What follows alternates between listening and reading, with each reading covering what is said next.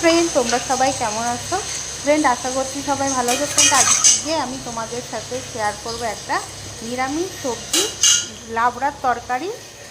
নারকেল দিয়ে হচ্ছে লাবড়ার তরকারি। তার জন্য হচ্ছে সবজি কেটে নিয়েছি, কুমড়ো নিয়েছি, মিষ্টি আলু, গাজর, এদিকে হচ্ছে কাঁকরোল, এদিকে আর হচ্ছে সাথে নিয়ে নিয়েছি পটল আর হচ্ছে ছোট। আর তার সাথে নিয়ে নেব হচ্ছে একটা ছোটো সাইজের বেগুন।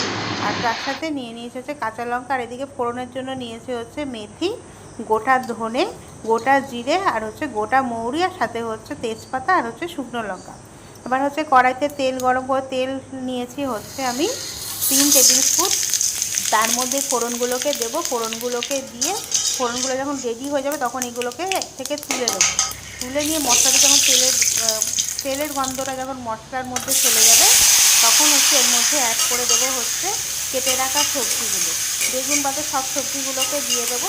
বেগুন বাদে সব সবজিগুলোকে দিয়ে এটাকে হচ্ছে ভালো করে হাই ফ্লেমে মিক্স করবো। তার সাথে দিয়ে দেবো হচ্ছে পরিমাণ মতন লবণ আর পরিমাণ মতন হলুদ দিয়ে হচ্ছে এটাকে ভালো করে হাই ফ্লেমে মিক্স করে নেবো। মিক্স হয়ে গেলে তখন এর মধ্যে অ্যাড করে দেবো হচ্ছে বেগুন আর হচ্ছে কাঁচা লঙ্কা। চেরা কাঁচা লঙ্কাটা দিয়ে এটাকে হচ্ছে ভালো করে ভাজা ভাজা করে নেবো। ঢাকা দিয়ে সবজিটাকে হচ্ছে হাফ ডান যখন হয়ে যাবে তখন এর মধ্যে অ্যাড করে দেবো হচ্ছে গ্রেট করা নারকেল দিয়েছি হচ্ছে আমি 3 টেবিল স্পুন গ্রেট করা নারকেলটাকে দিয়ে এটাকে হচ্ছে ভালো করে মিক্স করে দাও। মিক্স করে একটু ঢাকা দিয়ে এটাকে ভালো করে সেদ্ধ হতে দাও পুরো সবজিটাকে কোনো জল দেবে না, এটা হচ্ছে ঢাকা দিয়েই করবে।